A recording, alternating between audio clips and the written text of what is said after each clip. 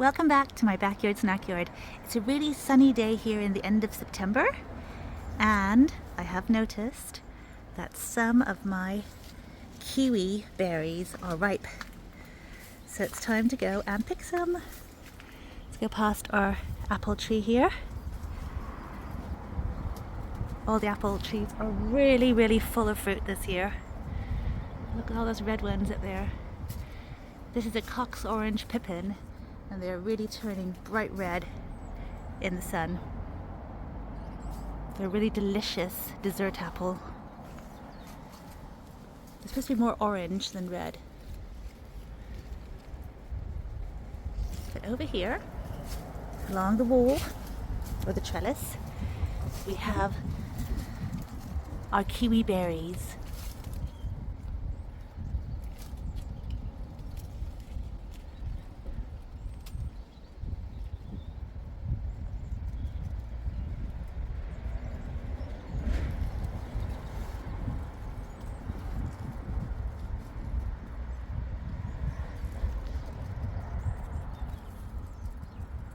And I've just noticed by squeezing a few of them, there is some ripeness. That one is ripe, for example.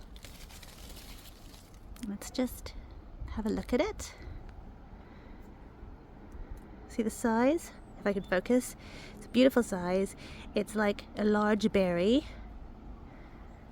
Let's go look at it more clearly. They go from being really hard pellets to being too soft within the space of a day or two. So it's about really checking them this time of year, because they go just a bit too soft and you don't really want them. This one here, for example, is just perfect, whereas this one is a bit too soft. Let's cut into them and just see the difference. But the main difference is definitely in flavor. Okay, let's try cutting some. This one here is the best one. It's a little bit of a bite to it still.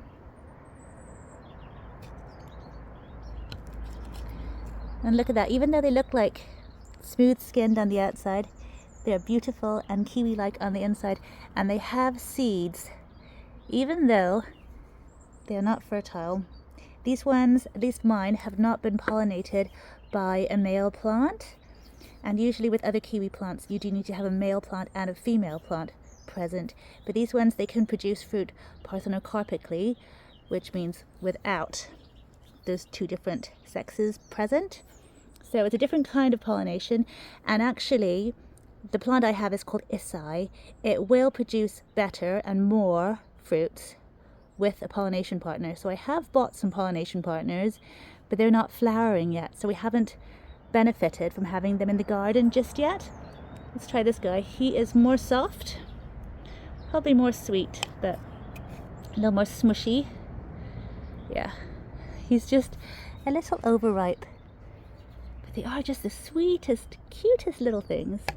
That one's actually just perfect. So 3 different stages you can get them at, depending on if the sun hits them. It really has to do with where they are on the plant, on the tree, on the vine, in relation to the sun as well. So there we have some beautiful kiwi berries. And of course, because they're smooth skinned, you can just eat the whole thing. It's not like with those regular furry ones, you sort of just leave the peel usually. I think you can eat the peel of those ones too, the brown ones we get in supermarkets usually. But these ones you can definitely eat the whole thing very pleasantly. They're like all other berries. They're just beautiful. And you just enjoy the whole thing, and they are gorgeous, in my opinion. They're a lot sweeter too than regular kiwis, or the usual kiwis I should say. So lots of fun to try. And yeah, the kiwi, the Issai that I have here, the self-fertile one, or the parthenocarpically fertile one, is a really good cultivar, I feel. You saw how many berries were on that vine. Let's just have another quick look. This is how many berries it produced without any pollination partner.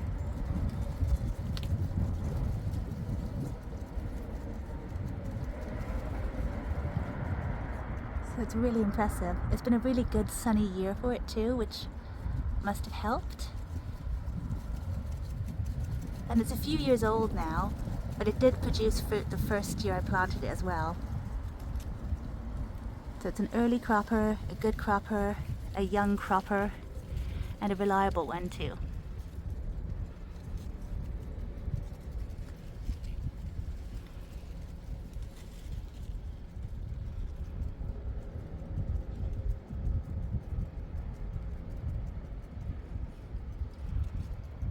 There are loads of them on the other side of the little trellis too.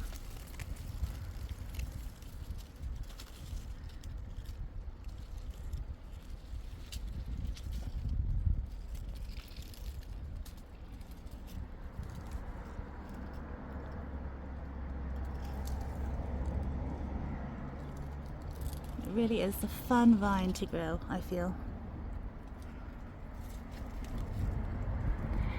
And also, it doesn't grow as crazily as some of the other kiwi vines.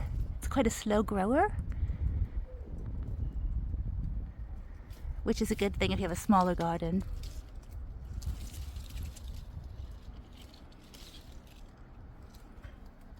So thank you for watching.